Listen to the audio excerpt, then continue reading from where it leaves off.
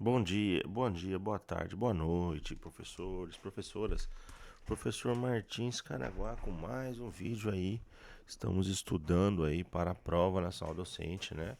Onde as inscrições começaram no dia de hoje, dia 14 de julho, e vão até 25 de julho, com valor de R$ 85, pagamento até 31 de julho.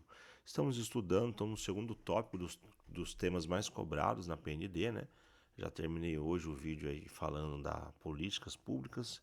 Estamos em didática e metodologia de ensino. Já fiz um vídeo mais cedo falando dos principais das abordagens, tendências pedagógicas que a prova do ENAD costuma cobrar. E agora eu vou falar com vocês sobre planejamento e ensino da aprendizagem. Então fica comigo até o final do vídeo para que você possa ter esse conhecimento básico aí e saber o que vai cair, tá bom?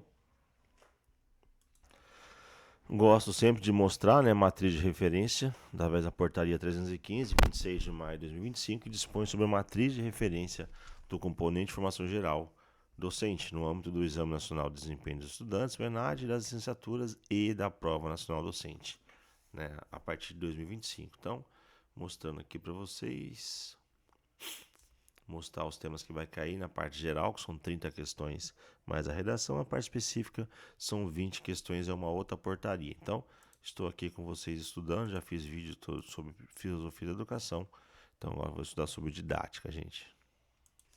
Então temos aí, já tem vídeos no canal falando dos temas mais cobrados, vamos de cada um por um. E agora vamos falar sobre planejamento de ensino da aprendizagem. Tem vídeos no canal, dá uma procurada na playlist que você vai achar falando isso aí. Aqui é o meu canal, gente, é um canal de resumos, né? Onde você pode ter ideias básicas dos temas. Você pode ter ideias básicas do tema, pode poder montar um planejamento de estudo, né? E poder se preparar para a prova aí, tá bom? Então, elementos do planejamento, né?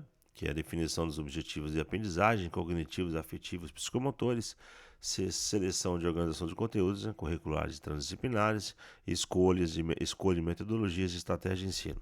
Elaboração de planos, que é a capacidade de construir um plano de aula ou de um projeto pedagógico, né, que é o que se espera de um professor, e que seja coerente com os objetivos propostos com o público-alvo. E a contextualização, gente, a importância de adaptar o planejamento à realidade dos alunos do contexto escolar, local, social e cultural. E o que cai, gente? Cai cenários que exigem que o estudante planeje uma aula ou um projeto, selecionando as metodologias e os recursos mais adequados para atingir seus objetivos. Então, gente, vamos lá para o nosso resumo, vamos para o nosso estudo aqui, né, de planejamento educacional aí. Nosso resumo, porque o meu canal é um canal de resumos, tá, gente? Simulados, resumos, conteúdos básicos. Se você quer algo mais específico, mais focado, tem vários professores que vendem o material meu, mas para você ter uma ideia básica do tema e poder estudar por conta própria aquilo que você achar melhor, tá bom? Então vamos lá. Temas mais cobrados em planejamento do ensino e da aprendizagem no ENAD. Lembrando você que a prova da PND vai ser baseada nas matrizes de referência do ENAD, tá bom? As provas do ENAD costumam abordar o planejamento em suas diversas dimensões, focando nos seguintes aspectos. Vamos lá. Primeiro, níveis de planejamento educacional. Planejamento de sistemas de ensino. Refere-se ao planejamento em nível macro, nacional, estadual, municipal, envolvendo leis e diretrizes curriculares, como BNCC, PNE. Acabei de fazer vídeo sobre esses dois temas e o que é mais cobrado no ENAD. Só você voltar e ver depois na playlist. Vou deixar a playlist no final do vídeo para você possa acessar e ver esses dois vídeos aí. Inclusive do PNE tem questões também. E a organização das redes de ensino, né? Outro tópico, planejamento escolar, PPP, né? Que é o documento fundamental da escola, tem que estudar ele. Planejamento de ensino, que é o plano de curso de disciplina, que relaciona-se à organização dos conteúdos de uma disciplina ao longo de um ano período letivo. Plano de aula, né? Então isso aqui são coisas básicas, que todo mundo sabe. É o que cai, compreensão da relação hierárquica da coerência entre esses diferentes níveis de planejamento. Perguntas sobre a finalidade de cada plano e seus elementos constitutivos, tá? Então vamos lá, segundo tópico aqui, ó. Elementos do planejamento didático. Então, prestar atenção na definição e objetivos de aprendizagem, né? Que é a capacidade de formular objetivos claros, específicos, mensuráveis e relevantes para os alunos. Isso inclui diferenciar objetivos gerais e específicos e alinhá-los às competências e habilidades da BNCC. Gente, se você quiser pausar o vídeo e copiar o que está escrito, pode, fique à vontade, tá? É um bom resumo para você aí. Seleção e organização de conteúdos, escolha e metodologias de estratégia de ensino. Seleção de recursos didáticos. Tá bom? Então, o que cai nisso daí, né, gente? Sobre elementos do planejamento didático, casos em que é preciso planejar uma sequência didática para uma situação específica, justificando as escolhas metodológicas e de recursos. Tá? Então, próximo tópico, flexibilidade. Adaptação do planejamento, que é a compreensão do que o planejamento não é um documento rígido, mas um instrumento dinâmico e flexível que deve ser revisado e ajustado conforme a realidade da sala de aula e as necessidades dos alunos. A importância da diversidade dos estudantes, incluindo alunos com NEE, e como o planejamento deve considerar e promover a inclusão. E o que cai? Cai situações aí que exigem adaptação de um plano em função de imprevistos ou uma necessidade de flexibilizar estratégias para atender diferentes ritmos e estilos de aprendizagem. Então, estamos aí. Vamos para o próximo tópico, relação entre planejamento e avaliação. A avaliação não como um evento isolado, mas como parte integrante do planejamento. A ideia de que a avaliação deve informar o replanejamento das ações pedagógicas, a coerência entre objetivos, metodologias e instrumentos de avaliação, e cai na prova questões que pedem para analisar um plano de aula e verificar se a avaliação proposta é coerente com os objetivos definidos, gente. Então, anota aí.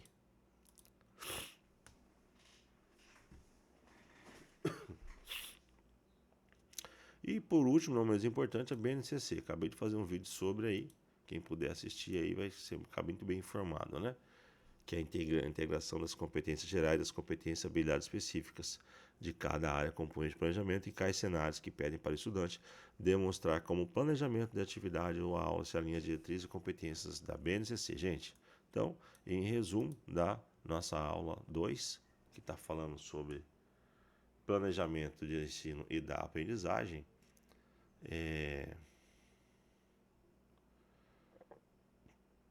em resumo, as questões sobre planejamento de ensino e aprendizagem no ENAD são muito práticas. Espero que você seja capaz de articular a teoria com a prática pedagógica, demonstrando uma visão integrada e flexível da organização do trabalho docente. De novo, o que cai, né? Cenários que exigem que o estudante planeje uma aula ou um projeto selecionando as metodologias e recursos mais adequados. Vou estar fazendo uma aula também sobre metodologias de ensino, né? Para você poder ter esse conhecimento a mais aí.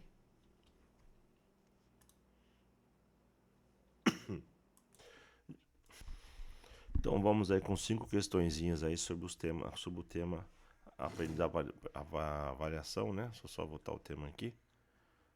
5 questõezinhas sobre planejamento e ensino de aprendizagem que caíram em provas anteriores do ENAD. Gente, vamos lá. Primeira questão que fala do PPP, né, gente? É um documento que expressa a identidade da escola, suas finalidades, seus valores e o tipo de cidadão que pretende formar. Ele deve ser construído coletivamente pela comunidade escolar e servir como norte para todas as ações pedagógicas. Considerando a importância do PPP no planejamento educacional, analise as seguintes afirmações. O PPP é um documento estático. Aqui, vamos lá? Então vamos começar resolvendo. Estático, gente? Não, né? Mas vamos lá. Elaborado uma única vez e que não requer revisões. Já sabe, já elimina um aqui, ó. Mas vamos lá. O PPP deve envolver...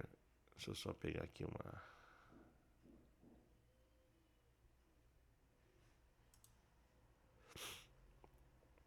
Aqui. Construção do PPP deve envolver a participação da comunidade escolar, garantir sustentabilidade e aplicabilidade? Sim. O PPP, ao definir o perfil do egresso, estabelece as competências. PPP estabelecendo competência, gente? Não, né? Quem estabelece competência é a BNCC, né?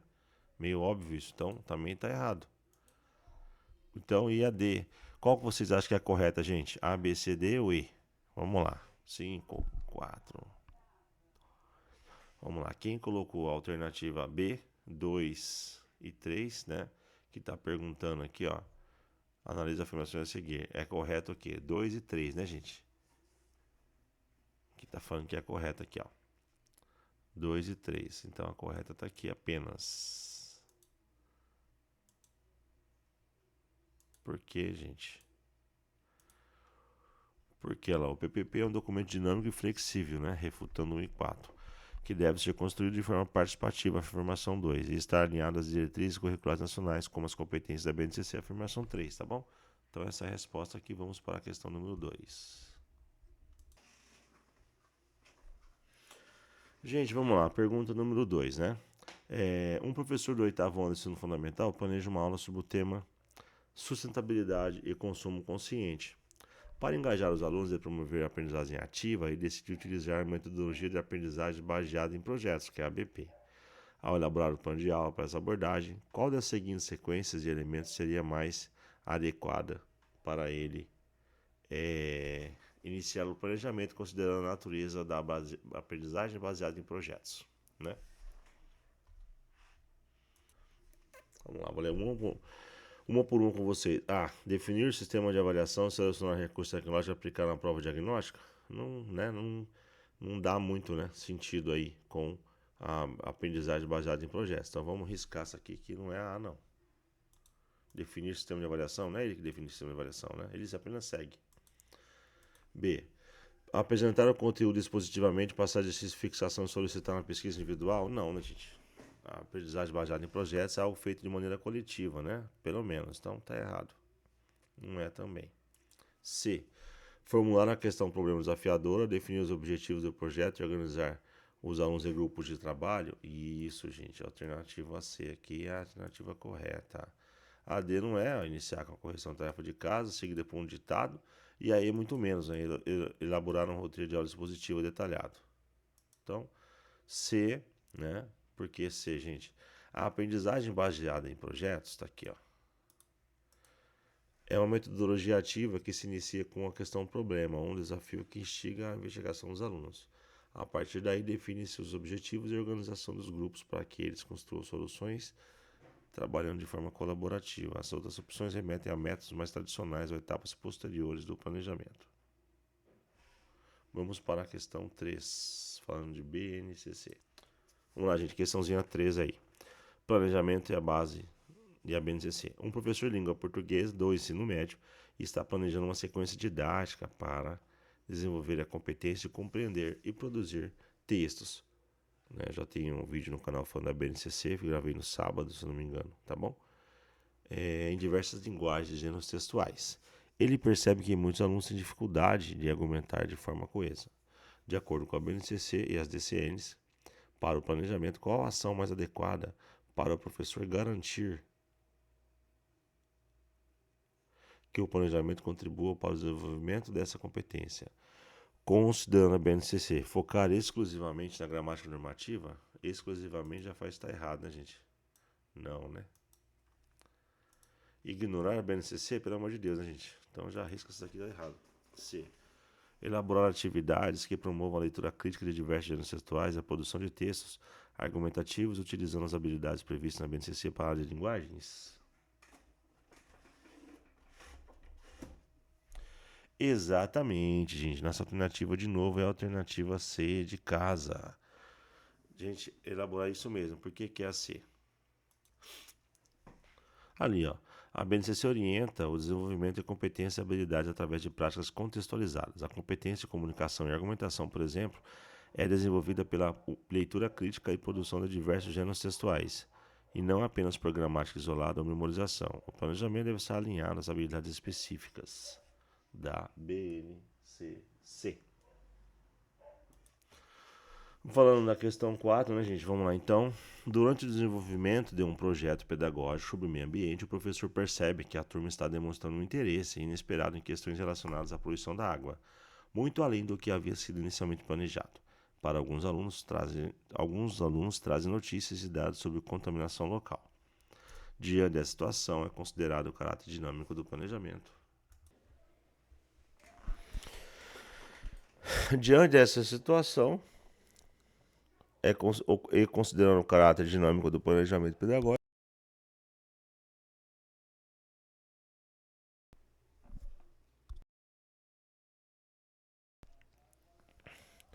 qual a melhor atitude do professor, gente? A. Ignorar o interesse dos alunos e seguir rigorosamente o plano inicial, gente. Ignorar já tá errado, né? Então, pelo amor de Deus, ó, rigorosamente também, pelo amor de Deus, totalmente errado. Suspender o projeto? Não, né, gente? Entende? Já faz estar errado aqui, né? Percebam que são questões bem fáceis, né? Quando você conhece o tema. C. Adaptar, é uma palavra muito boa, gente. O planejamento original incorporando o interesse dos alunos. na temática da poluição da água, buscando aprofundar o tema e explorar novas possibilidades de pesquisa e intervenção. Perfeito, gente. Letra C de novo. Por que é a C? Tá aqui, ó.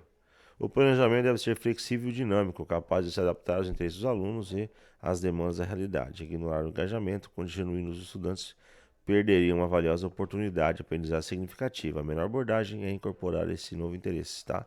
Então, não é, ó, tá, a ED não é também. Manter o foco nas aulas. E aí, muito menos, né? Passar trabalho extra. Não.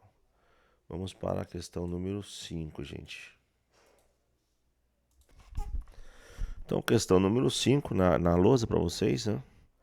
Após ministrar uma série de aulas sobre os biomas brasileiros, um professor aplica uma avaliação diagnóstica para verificar o nível de compreensão dos alunos. Os resultados indicam que a maioria da turma demonstrou dificuldades significativas em diferenciar os tipos de vegetação associados a cada bioma. Com base nesse resultado da avaliação, qual seria a próxima ação mais coerente do professor em relação ao seu planejamento? Seguir o planejamento original para o próximo conteúdo, ignorando os resultados.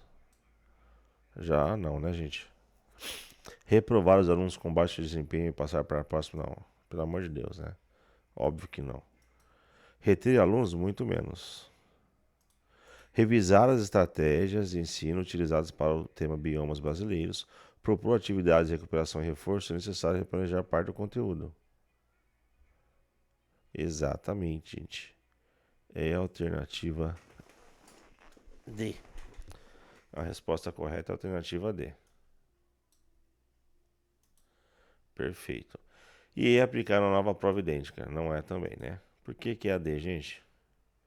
A avaliação deve ser um subsídio para o replanejamento. Resultados que indicam dificuldades e aprendizagem devem levar o professor a refletir sobre suas metodologias, propor intervenções pedagógicas adequadas, recuperação e reforço, e, se necessário, rever o plano original para garantir que a aprendizagem aconteça.